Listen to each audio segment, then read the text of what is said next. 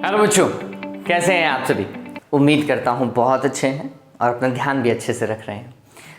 जहाँ पर मैं हूँ इस समय वहाँ पर तो ताउते का प्रकोप शायद मेरे हिसाब से कम हो गया है। आज धूप भी निकली है और लाइट भी आ रही है कल रात से, तो इट्स क्वाइट गुड। उम्मीद करता हूँ कि आपकी तरफ से भी जहाँ आप रह रहे हैं वहाँ से भी इसका प्रकोप हट गया होगा। जितनी बरसात होनी थी एक बार के लिए वो सारी हो चुकी है, जितनी तेज़ हवाएं चलनी थी वो सारी शायद चल चुकी हैं अभी तक। हाँ, फिर जो सामान्य बरसात होगी वो तो होनी ही चाहिए। ठीक है, चलिए वीडियो चालू करता हूँ। मैं हूँ प्रशांत माहेश्वरी और fun with physics YouTube channel पर आप सभी का बहुत बहुत स्वागत है। लास्ट वाला जो आपने क्वेश्चन बैंक देखा जिसका सॉल्यूशन मैंने आपको बताया था वो 7th मॉडल टेस्ट पेपर था। बिल्कुल सही कहा विपिन आपने, लेकिन कम से कम नंबरिंग देने के लिए तो बोल दो कि भाई हाँ सर आप जो नंबरिंग करवा रहे हो ठीक है, ऐसा तो कर ही सकते हो। वैसे वो जल्दीबाजी के अंदर हो गया, मैं नहीं चाहता था सीक्वेंस को तोड़ना लेकिन हो गया। चलिए 6th वाले को सॉल्व कर लेते हैं, लेकिन अब ये आपके लिए कौन सा होगा, मॉडल टेस्ट पेपर 7 होगा। चलिए सवाल चालू करते हैं। ओके, तो देखो पहला सवाल जो मेरे को दिखाई दे रहा है और सॉल्यूशन आपके सामने होगा। देखिए क्वेश्चन नंबर फर्स्ट, एक्चुअली में ये सेकंड है, अगर आप नंबरिंग देखेंगे तो दूसरे नंबर पे है। क्या बोल रहा है, शुद्ध जल का परावैद्युतांक मतलब आपेक्षिक विद्युतशीलता। शुद्ध जल के लिए सभी को पता है 81 होती है, कुछ बुक्स में इसे 80 भी लिखा हुआ है, कहीं कोई दिक्कत नहीं है। इसकी विद्युतशीलता कितनी होगी, मतलब इसकी निरपेक्ष, शुद्ध जल की निरपेक्ष विद्युतशीलता जिसे हम बोलते हैं एप्सिलॉन, वो होता है epsilon naught into epsilon r. Epsilon naught कितना बच्चों, 8.85 गुणा 10 की घात -12। एप्सिलॉन आर का मान कितना बच्चों, 81। मात्रक मत भूलिएगा, क्या मात्रक है, कूलम स्क्वायर प्रति न्यूटन मीटर स्क्वायर। मेरे हिसाब से यही होना चाहिए और आप चेक कर लीजिएगा, वैसे यही होगा। ओके, चलिए आगे चलते हैं। तीसरा सवाल देखिए, क्वेश्चन नंबर 3 जो आपको दिखाई दे रहा है, धातु की चालकता तथा धारा घनत्व में क्या संबंध है। चालकता होती है बच्चों सिग्मा और धारा घनत्व होता है जे, तो J बराबर सिग्मा ई। बताओ पढ़ रखा है नहीं पढ़ रखा, पढ़ रखा है ना, ये लिख दीजिएगा, अदरवाइज ये लिख दीजिएगा। ठीक है, बात समझ में आ गई, दोनों में से कोई सा भी एक लिख दीजिएगा। वैसे मेरे हिसाब से ये शायद पहले भी आ चुका है। आगे देखिए, चल कुंडली धारामापी में सुग्राह्यता किन किन राशियों पर निर्भर करती है। बताओ भाई, मैं धारा सुग्राह्यता की बात करता हूं, ये अपन ने सॉल्व किया है क्या बच्चों। क्या होगा, NAB डिवाइडेड बाय C लिखते हैं 1/K शायद। ठीक है, तो N क्या, फेरों की संख्या, कुंडली में फेरों की संख्या, कुंडली के अनुप्रस्थ काट क्षेत्रफल तथा उससे पारगमित चुंबकीय क्षेत्र। ठीक है, उससे कितना चुंबकीय क्षेत्र संबंधित है उन पे निर्भर करती है। बात समझ में आ गई। ये क्या है, ऐंठन गुणांक है, इस पे भी निर्भर करता है। ध्यान में रखिएगा, किन किन राशियों पे निर्भर करता है ये पूछ रहा है, कैसे बढ़ाया जा सकता है ये नहीं पूछ रहा। तो आप ऊपर वाली 3 ही लिख के आ जाओ, कहीं कोई दिक्कत नहीं, नहीं तो आप 4 लिख करके आ जाओ, कोई दिक्कत नहीं है, बहुत बढ़िया होगा। फॉर्मूला जरूर लिखिएगा धारा सुग्राह्यता का। फिर बोलेंगे कि कुंडली में फेरों की संख्या, कुंडली के अनुप्रस्थ काट क्षेत्रफल, चुंबकीय क्षेत्र तथा ऐंठन गुणांक पर निर्भर करती है। ऐंठन गुणांक वर्ड नहीं याद आ रहा तो C पर निर्भर करती है, लिख दो, आपकी बुक में भी ऐसा ही लिखा हुआ है। ठीक है, चलिए आगे देखिए। 5वां, चुंबकीय पारगम्यता से क्या अभिप्राय है। चुंबकीय पारगम्यता बच्चों म्यू होती है। ठीक है, और B = μH आप सभी ने पढ़ा है, तो म्यू बराबर क्या आ जाएगा, B/H। बताओ आएगा नहीं आएगा। यहां से मेरे हिसाब से आपका डेफिनेशन पूरा हो जाएगा। क्या भाई, कि चुंबकीय क्षेत्र तथा चुंबकन क्षेत्र का अनुपात ही चुंबकीय पारगम्यता कहलाती है। अदरवाइज आप ऐसा भी लिख सकते हैं कि किसी पदार्थ से चुंबकीय बल रेखाओं के पारगमित होने की क्षमता ही चुंबकीय पारगम्यता कहलाता है। वापस से, किसी पदार्थ से चुंबकीय बल रेखाओं के पारगमित होने की क्षमता ही चुंबकीय पारगम्यता कहलाती है। बात समझ में आ गई क्या, दोनों लिख सकते हो आप, सिंपल हैं दोनों।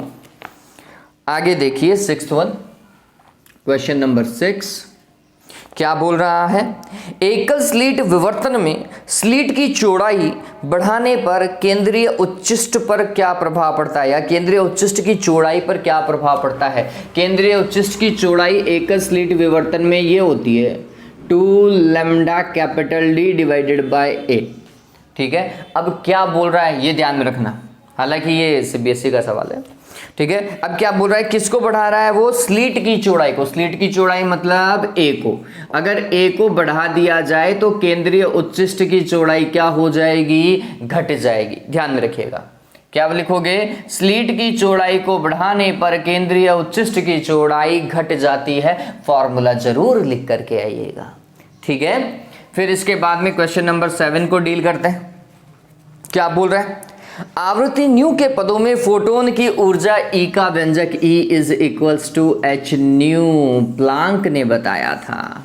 ठीक है, आगे देखिए, पी प्रकार के अर्धचालकों में बहुसंख्यक धारावाहकों एवं अल्पसंख्यक धारावाहकों का नाम लिखिए। पी प्रकार है भाई, बहुसंख्यक कौन होंगे, होल्स। बहुसंख्यक कौन बच्चों, होल्स। और अल्पसंख्यक सिंपल सी बात है, इलेक्ट्रॉन्स होंगे। ठीक है, बहुसंख्यक आवेशवाहक होल्स हैं और अल्पसंख्यक इलेक्ट्रॉन्स हैं। ओके, ये 8वां था, है ना? हाँ ठीक है, मैं सोचा मैंने 8वां छोड़ दिया। ऑलराइट, ये क्लियर हुआ, डन है ये। एक बार के लिए वीडियो चेक कर लेते हैं, उसके बाद में कंटिन्यू करते हैं अपन। ओके, सब कुछ ठीक नजर आ रहा है मेरे को, जहां तक मेरा विश्वास है। आगे चलते हैं बच्चों। 9th वन आ जाएगा मेरे हिसाब से इसी में ही, क्वेश्चन नंबर 9।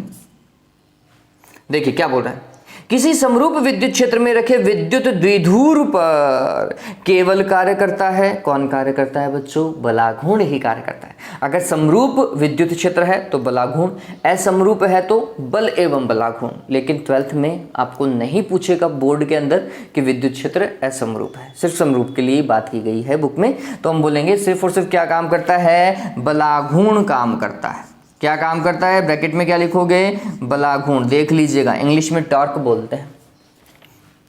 फिर 10वां डोमेन, फिर रिक्त स्थान है।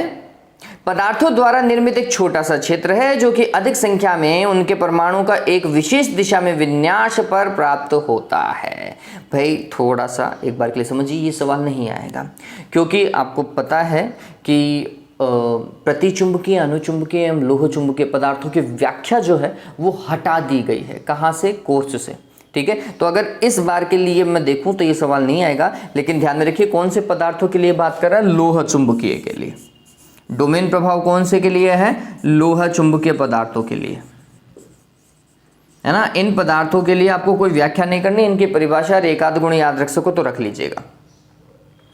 11वां, किसी श्रव्य आवृत्ति के आयाम के सापेक्ष किसी ब्रैकेट के आयाम में परिवर्तन की प्रक्रिया को आयाम मॉडलिंग करते हैं। भाई आयाम मॉडलिंग में किसकी आयाम में परिवर्तन आता है, किसके पे बच्चों बताओ, वाहक तरंग के आयाम में परिवर्तन आता है मूल सूचना के प्रत्येक मान के अनुसार, यही हमने बताया है। ठीक है, तो ध्यान में रखिएगा कि किसी श्रव्य आवृत्ति संकेत के आयाम के सापेक्ष, मतलब मूल संकेत के आयाम के सापेक्ष किसी वाहक तरंग के आयाम, क्वेश्चन नंबर 11 वाहक तरंग आएगा। क्या आएगा बच्चों, वाहक तरंग के आयाम में परिवर्तन की प्रक्रिया क्या कहलाती है, आयाम मॉडलिंग कहलाती है। क्लियर कर लोगे ये, चलिए फिर वापस से चालू करते हैं। और पानी पीने चला गया था। ओके, देखो खंड में अब हमारे पास में न्यूमेरिकल चालू हो चुके हैं और अच्छे न्यूमेरिकल है, नो डाउट, चांसेस लेकिन कम है। ये वाला जो न्यूमेरिकल 12th वाला जो न्यूमेरिकल है वो देखें एक बार। क्या है, देखो किसी प्रत्यावर्ती धारा को संबंध I बराबर, I की इक्वेशन दे रखी है, I बराबर 3 cos of omega t plus 4 sine of omega t, ऐसा दे रखा है, एम्पियर में होगा शायद, से प्रदर्शित किया गया है। धारा का शिखर मान एवं वर्ग माध्य मूल मान ज्ञात कीजिए। तो ज़्यादा बेहतर है इस तरीके के कॉन्सेप्ट में आप वर्ग माध्य मूल मान को पहले ज्ञात कर लीजिए, उसके बाद में शिखर मान को ज्ञात करने की कोशिश करें। ठीक है, ये सवाल जो है आपकी बुक में भी है, ऐसा कोई बड़ी बात नहीं कि ये सवाल आपने देखा नहीं है, आपकी बुक में भी है। ठीक है, देखो, और शायद जहाँ तक मेरा विचार है मैंने करवाया भी है ये। किस तरीके से काम करेंगे, ये धारा का तात्क्षणिक मान है।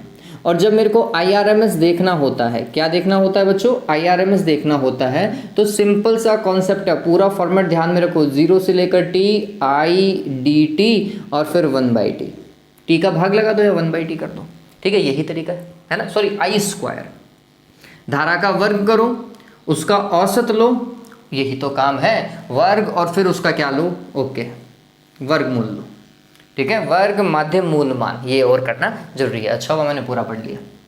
अब देखो कैसे काम करेंगे, बहुत सिंपल सा तरीका है, 1/t लिखा मैंने, है ना। और एक तरीका और बता देता हूँ, इस तरीके के केस के अंदर मैंने आपको शायद ये चीज़ बहुत पहले भी बताई होगी जब मैंने काम किया होगा, कि आप सबसे पहले I² का पद निकाल लो और उसके बाद में उसका माध्य निकालने में कोई बड़ी बात नहीं है। तो मैं सबसे पहले I² वाला पद निकाल रहा हूँ। I² इज इक्वल्स टू क्या होगा, तो इसका वर्ग करो, 3 cos of omega t plus 4 sine of omega t, और इसका क्या करना है, वर्ग करना है। वर्ग कीजिए, कितना होगा, 9 cos² omega t plus 16 sin² omega T, A² plus B² हो चुका है, प्लस 2AB और करना है, 2 से मल्टीप्लाई करो इसको, 3 को 6 आएगा, 6 को 4 से मल्टीप्लाई करो 24, अरे 6 चौका 24 होते देवताओं, ठीक है। तो 2AB करना है, तो cos ओमेगा टी को किससे मल्टीप्लाई करना है, sin ओमेगा टी से, यही है। और अगर मैं इसे और भी तरीके से लिखूँ तो 2AB ही लिख लेता हूँ, तो 2 तो इसके साथ में लगा दो और AB का 3 चौक 12 कर दो यहाँ पर बाहर, क्लियर है, ये दिखाई दिया, ये क्या है, 12 गुणा 2 है, 24 ही होता है, फिर साइन ओमेगा टी और कॉस ओमेगा टी है। चलो इसे वापस से लिखते हैं, तो ये कुल मिलाकर के कुछ ऐसा है, 9 cos² omega t plus 16 sin² omega t plus 12 2 साइने कोसे या 2 sin theta cos theta, sin 2 theta होता है बच्चों, तो इसका मतलब ये हो जाएगा sin 2 ओमेगा टी है ये, डन। ये किसका पद है, I² का। अब आपको इसका क्या लेना है, औसत लेना है और उसके बाद में उसका वर्गमूल कर देना है। ये चीज मैंने आपको बहुत पहले बताई थी कि अगर आप किसी भी स्क्वायर के पद का, sin² हो या cos² हो, उसका जब आप औसत लेने की कोशिश करें तो 1/2 लगाएं, औसत ले तब उसका क्या लगाएं बच्चों, 1/2 लगा लीजिएगा। इसका भी औसत 1/2 है, इसका औसत 1/2 है, और साइन थीटा कोस थीटा जितने भी होते हैं, इसके वर्ग तो नहीं लगा हुआ, उन सभी का पूर्ण चक्र के लिए औसत कितना होता है, 0। औसत की बात करो, मतलब इस अंदर वाले फैक्टर की, ये 1/t के साथ में ये पूरा फैक्टर, ठीक है, ये ध्यान में रखिएगा। और उसके बाद में आपको क्या करना है, सिंपल सा वर्गमूल करना है, ठीक है। चलिए काम करते हैं, तो मैं डायरेक्ट काम करूंगा बच्चों, ध्यान में रखिएगा।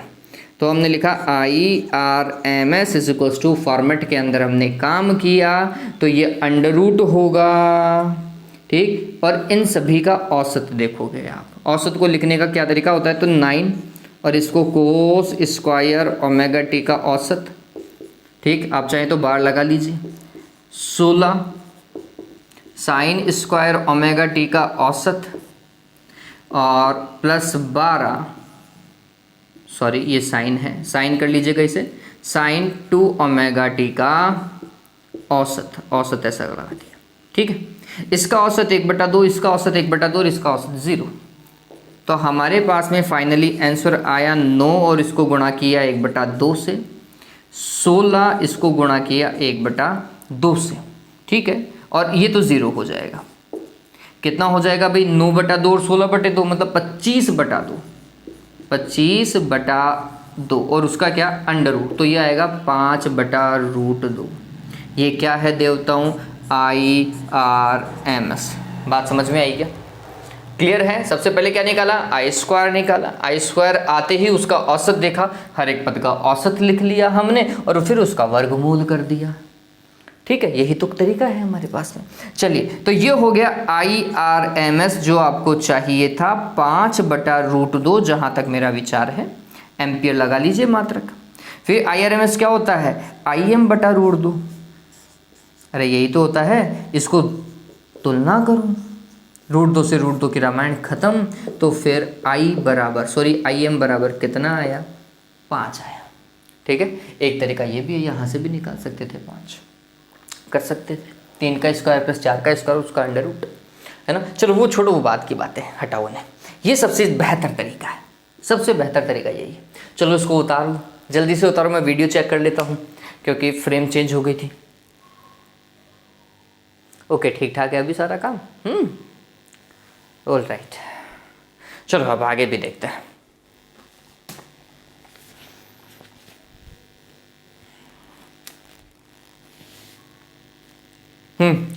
आगे देखो, किसी धातु की सतह पर 5 इलेक्ट्रॉन वोल्ट ऊर्जा का फोटोन आपतित होता है। 13वां सवाल है, धातु की सतह पर कितना भाई, 5 इलेक्ट्रॉन वोल्ट का फोटोन, तो E की वैल्यू दे दी है आपको, यही है। आगे वाला सवाल पढ़ो, आगे पढ़ो, उसमें क्या क्या दे रखा है। ऑलराइट, 13, तो E की वैल्यू है 5 इलेक्ट्रॉन वोल्ट, ठीक है बात। उत्सर्जित प्रकाशिक इलेक्ट्रॉन की अधिकतम गतिज ऊर्जा, प्रकाशिक इलेक्ट्रॉन की अधिकतम गतिज ऊर्जा कितनी है, 3 इलेक्ट्रॉन वोल्ट। क्या बोल रहा है, इसका निरोधी विभव एवं धातु का कार्यफलन ज्ञात करो। ये अच्छा सवाल है, आना भी चाहिए। निरोधी विभव रिलेटेड है इसी क्वांटिटी से, तो मैं लिखूंगा EV0 बराबर 3 इलेक्ट्रॉन वोल्ट। ई से ई कैंसिल, निरोधी विभव बराबर 3 वोल्ट, पहला आंसर। दूसरा कार्यफलन निकाल रहा हूं, E बराबर होता है phi naught plus kinetic energy maximum, तो इसका मतलब फाई नॉट बराबर क्या हो जाएगा, E minus kinetic energy maximum. E का मान कितना है देवताओं, 5, माइनस काइनेटिक एनर्जी कितनी है, 3, और इलेक्ट्रॉन वोल्ट लगा लीजिए। तो धातु का कार्यफलन आया 2 इलेक्ट्रॉन वोल्ट। बढ़िया धातु है भाई, बहुत बढ़िया धातु है ये। हाँ हो गया ये। 14th देखिए, नाभिकीय भट्टी का नामांकित चित्र आप स्वयं बनाएंगे, मैंने वीडियो में बना रखा है और बहुत अच्छे से बनाया उसे। 15 देखिए, 12 वोल्ट शिखर वोल्टता की वाहक तरंग का उपयोग, वाहक तरंग के लिए VC लिखते हैं बच्चों, कितना दे रखा है, 12 वोल्ट दे रखा है, का उपयोग किसी संदेश सिग्नल को प्रेषित करने में किया गया है। मॉड्यूलन सूचकांक M या फिर म्यू कितना है, 75% है। तो फिर मॉडुलक की शिखर वोल्टता, मॉडुलक मतलब मूल सूचना की शिखर वोल्टता कितनी है, क्या होता है भाई, M इक्वल्स टू होता है VM divided by VC। M का मान 75% था, 100 का भाग लगाया, बराबर VM निकालना है और VC का मान 12 है। फिर 25 से काट दो, 25 × 75, 25 × 100, 4 × 12 गुणा करो, VM का मान पता चल गया होगा, कितना आएगा, 9 वोल्ट आएगा। ठीक है, इस तरीके से काम करेंगे। ये कौन सा सवाल था, 15वां था। डन, 15 तक क्लियर। चलिए 16 वाला क्वेश्चन देखिए, क्या है, विभव मापी की सहायता से 216 का विद्युत वाहक बल इंपॉर्टेंट है, ये अच्छे से आप कर लोगे बच्चों, इसके अंदर कहीं कोई बता नहीं। मीटर सेतु भी आप कर लेंगे, कहीं कोई दिक्कत लग नहीं रही। 17वां, चल कुंडली धारा मापी को वोल्ट मीटर में किस प्रकार परिवर्तित किया जाता है, उसके श्रेणी क्रम में उच्च प्रतिरोध लगा करके। क्या भाई, प्रतिरोध को कैसे लगाएंगे, श्रेणी क्रम में लगाएंगे वोल्ट मीटर में बदलने के लिए, और अमीटर में बदलने के लिए समांतर क्रम में शंट लगाएंगे भाई। वोल्ट मीटर के प्रतिरोध की गणना आसानी से की जा सकती है, ये बड़ा सवाल है, 3 नंबर में कैसे दे दिया पता नहीं। चलिए मतलब सॉरी, आंसर छोटा है और 3 नंबर में दे दिया गया। सीधे चालक में धारा प्रवाहित करने पर किसी बिंदु P पर चुंबकीय क्षेत्र B का व्यंजक की व्युत्पत्ति कीजिए, आवश्यक चित्र भी बनाइए। देवताओं ये पूरा है, ये चुंबकीय क्षेत्र 17वें का अथवा देखो ये पूरा है, बायो सावर्ट से सॉल्व होगा। सीधा चालक तार बोला है, अनंत लंबाई का चालक तार नहीं बोला है। ठीक है, कितना होता है भाई, μ0 I/4 pi d sine phi 1 plus sine phi 2। याद आ रहा है क्या, ये डेरिवेशन किया था, ये वाला डेरिवेशन आएगा इसमें। आगे देखो 18वां सवाल, ये एक न्यूमेरिकल है, अच्छी बात है हमारे लिए।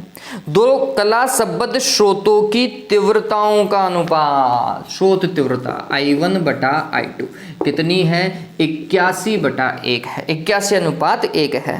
सिद्ध कीजिए कि व्यतिकरण प्रारूप में अधिकतम और न्यूनतम तीव्रताओं का अनुपात 25:16 ही होगा। कैसे करोगे भाई, इसको देखो मैं क्या लिखूंगा, के A1 का स्क्वायर बटा के A2 का स्क्वायर बराबर कितना 81/1, कैसे के कैंसिल, A1 बटा A2 का होल स्क्वायर बराबर होगा 9/1 का होल स्क्वायर। बताओ भाई ऐसा ही होगा क्या, 81 का वर्ग, सॉरी 81 का वर्गमूल तो 9 ही होता है, तो A1 बटा A2 का मान कितना आ गया देवताओं, 9/1 आया।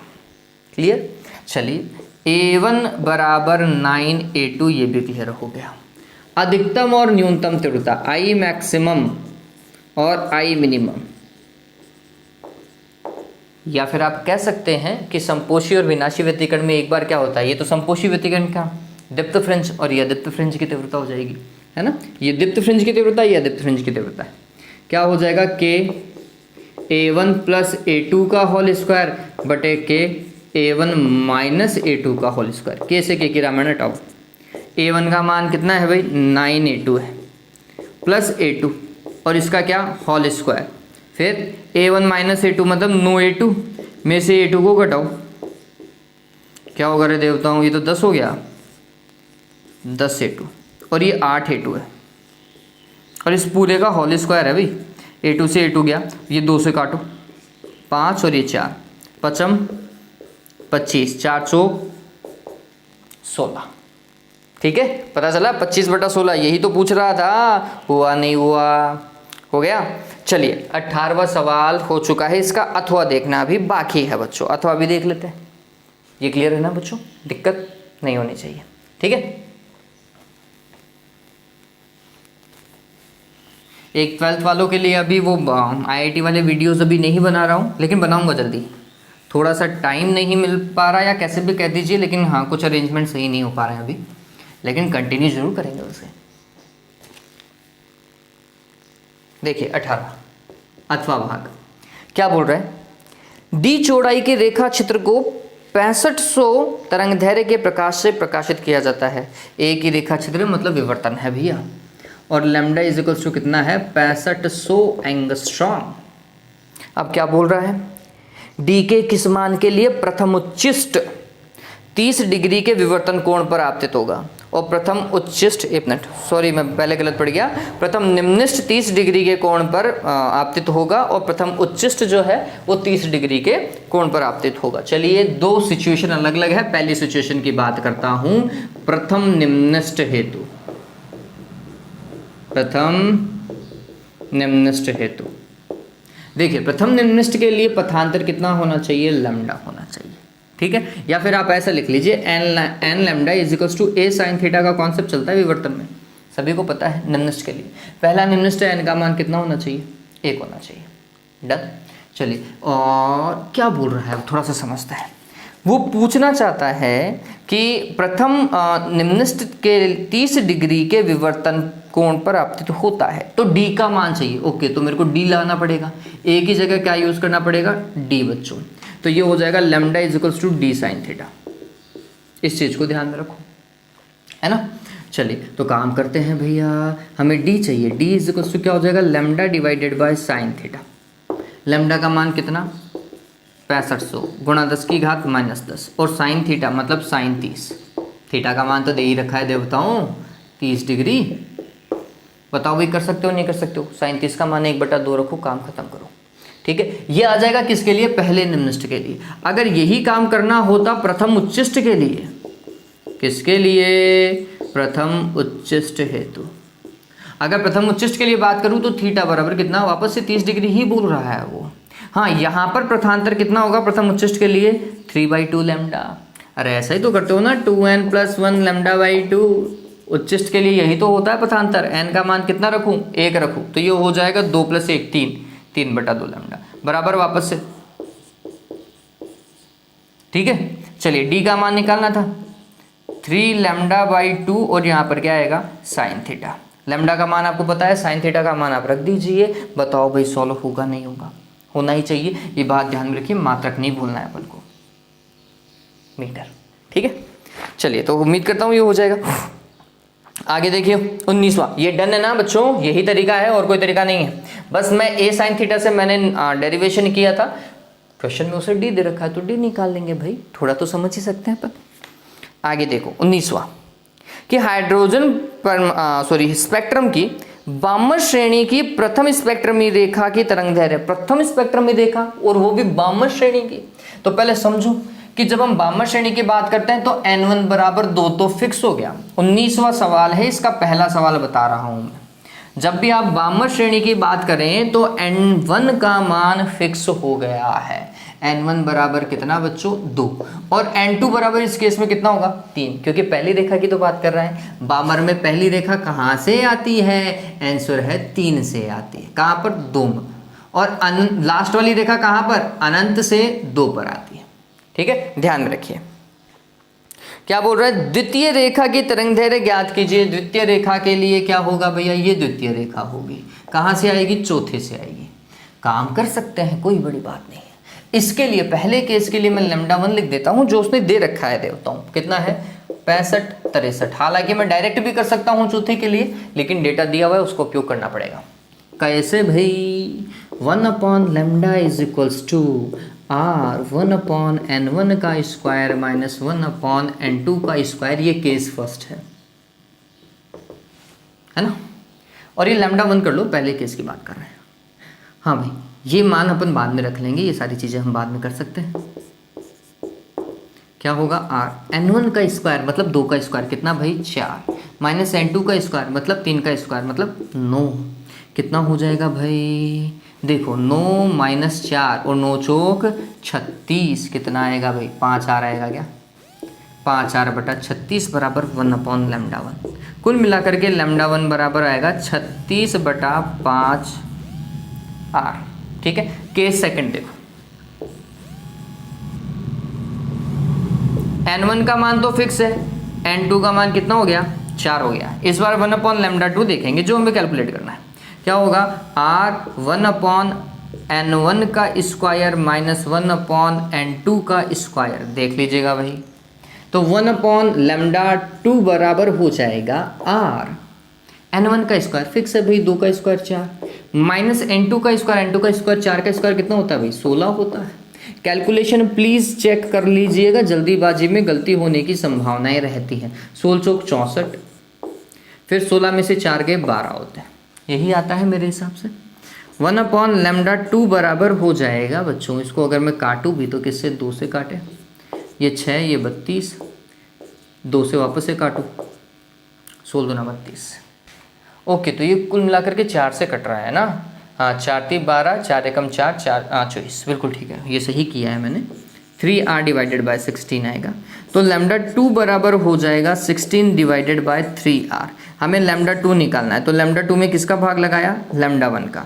λ2 कितना है भाई 16/3r, और λ1 कितना है 36/5r। r से r की रामायण कैंसिल, आप चाहें तो इसको काट सकते हैं, है ना।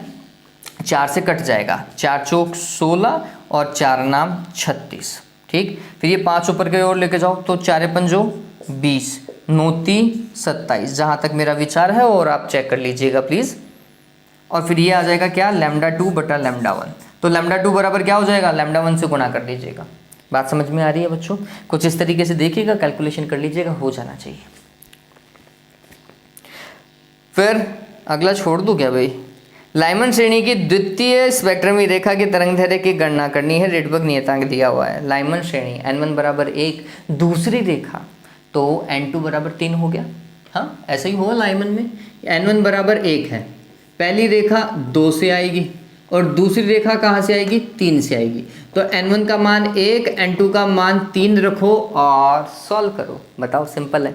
अगला बेचारा उब गया है ऐसे सवाल देते देते, इसलिए ऐसा काम कर रहा है। तो हर बार आप देखोगे हर एक मॉडल टेस्ट पेपर में अपन यही रामायण कर रहे हैं, इसके अलावा कोई सवाल ही नहीं है उसके पास में। ठीक, जबकि त्रिज्या के ऊपर सवाल बन सकता है, अन्य चीज़ों के ऊपर भी सवाल बन सकता है, ठीक है, लेकिन वो दे नहीं रहा है, पता नहीं क्या चल रहा है उसके दिमाग में। या पेपर बनाते टाइम है ना, उसने बस यही देखा था कि स्पेक्ट्रम से ही बनाना है सारे सवाल।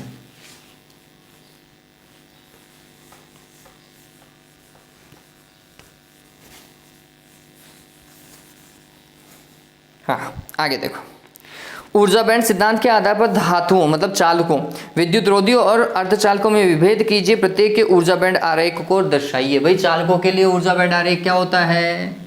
क्या होता है? नीचे वाला संयोजी, ऊपर वाला चालन बैंड, क्या बताया था? कंडक्शन बैंड और वैलेंस बैंड। और ये एक दूसरे में क्या होते हैं? अतिव्यापित। ये तो VB इधर लिखो और CB इधर लिखो, ये अतिव्यापन क्षेत्र है ये। अरे ऐसा ही होता है ना। इनके लिए वर्जित ऊर्जा अंतराल कितना होता है? लगभग 0 इलेक्ट्रॉन वोल्ट। ठीक है, किसके लिए बात की अपन ने? चालकों के लिए। किसके लिए बच्चों? चालकों हेतु। अगर कुचालकों की बात करें तो अलग अलग होता है। गैप कितना? 3 इलेक्ट्रॉन वोल्ट से ज़्यादा। यही तो वर्जित ऊर्जा अंतराल है, डेल EB। और ये EG, ये किससे ज़्यादा होता है? 3 इलेक्ट्रॉन वोल्ट से ज़्यादा होता है, 7 इलेक्ट्रॉन वोल्ट के मध्य में चलता है। क्या बता रहा था मैं? ऊपर वाला कौन सा? चालन बैंड। नीचे वाला कौन सा? संयोजी बैंड। ये चीज़ मत भूल जाना भाई देवताओं, है ना। अर्धचालकों में क्या होता है? अर्धचालक के अंदर 3 इलेक्ट्रॉन वोल्ट के अंदर अंदर होता है का। ये वर्जित ऊर्जा अंतराल जो होता है डेल EG, ये बच्चों कम होता है किससे? 3 इलेक्ट्रॉन वोल्ट से। ज़्यादा होता है किससे? 0 इलेक्ट्रॉन वोल्ट से। ठीक है, 0 से 3 इलेक्ट्रॉन वोल्ट के मध्य। नीचे वाला कौन सा? Valence band. ऊपर वाला कौन सा? Conduction band. ये बना करके आना। बताओ इसके नंबर थे आपके पास में। और थोड़ी बहुत थ्योरी लिखना चाहें लिखें। आगे देखो 20वें का नेक्स्ट पार्ट। PNP ट्रांजिस्टर बोल रहा है, उभयनिष्ठ उत्सर्जक प्रवर्धक की भांति कर सकते हो, कोई दिक्कत ही नहीं है। लास्ट वाले पेपर में भी यही था। चुंबकीय फ्लक्स से क्या अभिप्राय है? आप सभी को पता है कि चुंबकीय क्षेत्र में स्थित किसी पृष्ठ से लंबवत गुजरने वाली बल रेखाओं की संख्या क्या होती है? चुंबकीय फ्लक्स में परिवर्तन प्रेरित आवेश का व्यंजक बिल्कुल कर सकते हैं। प्रेरित आवेश बराबर क्या होता है? Q बराबर 1/n ∅2 - ∅1 या ∅1 - ∅2, इट डिपेंड्स कि हम कैसे कर रहे हैं। फ्लेमिंग के दाएं हाथ का नियम, राइट हैंड रूल, प्रेरित धारा की दिशा। राइट हैंड रूल में क्या करते हैं? ऐसे अंगुलियां फैलाओ। ठीक है, बोलता है समझिए इस चीज़ को कि ये वाली चीज़ जो होती है हमारी तर्जनी अंगुली चुंबकीय क्षेत्र होती है। अंगूठा चालक की गति की दिशा। ठीक है, तो फिर ये प्रेरित धारा की दिशा, मध्यमा प्रेरित धारा की दिशा को प्रदर्शित करता है। फिर समचुंबकीय क्षेत्र में एक आयताकार चालक कुंडली के घूर्णन करने से प्रेरित विद्युत वाहक बल का व्यंजक प्रतिरोध आर हो तो प्रेरित धारा। अरे आयताकार कुंडली, और वो भी क्या है? घूम रही है। प्रेरित विद्युत वाहक बल क्या होगा? आराम से पढ़ो। समचुंबकीय क्षेत्र बोल रहा है, आयताकार कुंडली बोल रहा है, और प्रेरित विद्युत वाहक बल। इतना सिंपल सवाल आ जाए तो बात ही क्या है। E बराबर E0 sign of omega T. याद आ रहा है क्या? कहाँ से चालू किया था? फाई इज इक्वल्स टू क्या भाई? BA cos of omega T से। याद आ रहा है? आ रहा है नहीं याद आ रहा? फिर इसका अपन ने क्या किया? d∅/dt से किया, ये लेकर के आए। और कुछ ऐसा था NAB omega sine of omega T. बताओ याद आ रहा है नहीं आ रहा? धारा, प्रेरित धारा, R प्रतिरोध है तो फिर क्या होगा? E/R कर दो। NAB ओमेगा बटे क्या? R sine of omega t. Graph मैंने बोला था, इनके ग्राफ ध्यान में रखिएगा। E का, I का और फाई का पूछता है। ठीक है, अच्छा सवाल है ये, और आ सकता है, नो डाउट आ सकता है। 4 नंबर में नहीं तो 3 नंबर में कहीं पे भी एडजस्ट करेगा, लेकिन आ सकता है सवाल। हाँ भाई, 22वां स्थिर वृत्त, ये हम बताने की जरूरत ही नहीं है, ये सारे सवाल आप सभी को आते हैं। बल आप निकाल सकते हैं किसी बिंदु आवेश पर। गाउस का नियम, गाउस के नियम के सारे सवाल कर सकते हैं। इस बार तो गोला दे दिया है उन देवताओं ने, वो भी चालक ठोस गोला दे रखा है। अंदर विद्युत क्षेत्र 0 होता है, ध्यान में रखिएगा। सतह पर KQ divided by capital R², बाहर KQ divided by small r²।